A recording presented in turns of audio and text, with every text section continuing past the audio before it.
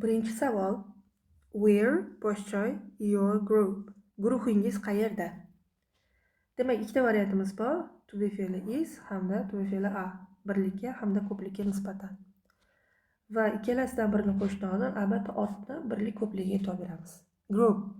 Demak, guruh bir to'da odamlar, bir guruh odamlar xayolimizga keladi.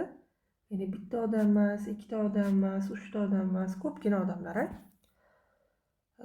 Shunda hisobiga asosan boshlang'ich darajadagi o'quvchilar ko'plikdagi to be fe'li arni belgilaydi. Lekin bu xato.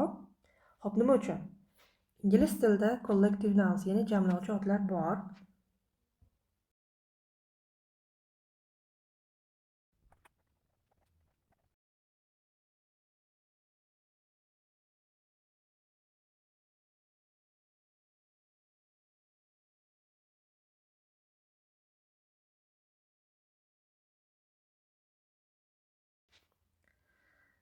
Demak, ushbu otlar aytib o'tganimdek, ko'plikdagi odamlarni bir guruh odamlar nazarda tutsa ham ma'no jihatdan, lekin grammatikadan birlikda olinadi va fe'limiz ham ushbu otlarga nisbatan birlikda qo'llaniladi.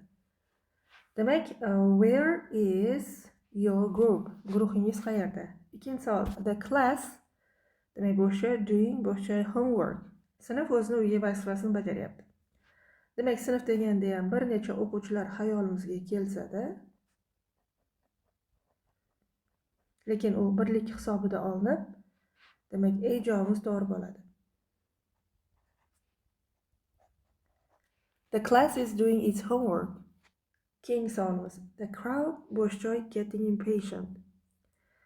Demak, the crowd, ya'ni olomon, bir to'da odamlar nazarda tutsa ham, collective noun, ya'ni jamlovchi ot hisoblangani uchun birlikdagi fe'l qo'yamiz. The crowd is getting impatient. Olomon sabrsizlanib bormoqda.